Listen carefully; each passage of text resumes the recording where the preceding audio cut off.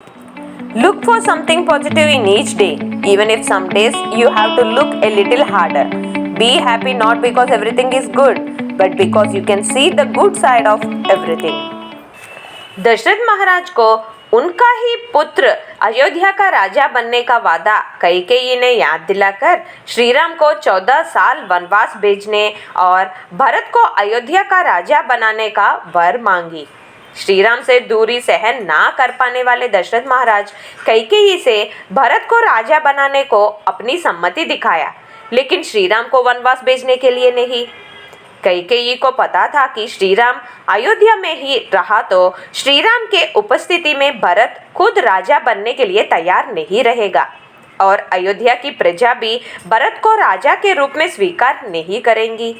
कैकेयी की योजना यह थी कि अगर श्री राम 14 साल वनवास के लिए गया तो श्री राम के अनुपस्थिति में वह भरत को समझाकर राजा बनाएंगी और श्री राम के अनुपस्थिति के कारण अयोध्या की प्रजा भारत को राजा के रूप में स्वीकार भी करेंगी। वनवास के पश्चात श्री राम अयोध्या वापस लौट आए तो भी ये 14 साल के अवधि में अयोध्या की प्रजा को भरत के राज्य पालन की आदत पड़ जाएगी। मामा पुत्रहीन होने से उनके राज्य में रहते हुए उस राज्य के पालन में मदद करने वाला भरत अपनी माँ कैकेयी की योजना के बारे में अनजान था। श्री राम के वनवास की बात कैकेयी से सुनते ही दशरथ महाराज बेहोश हो गए थे। दशरथ महाराज से मिलने वहां आए श्री राम से कैकेयी ने अपनी योजना दशरथ महाराज की आज्ञा होने की बात बताने से श्री राम वनवास जाने तैयार हो गए थे और उनके साथ सीता और लक्ष्मण भी।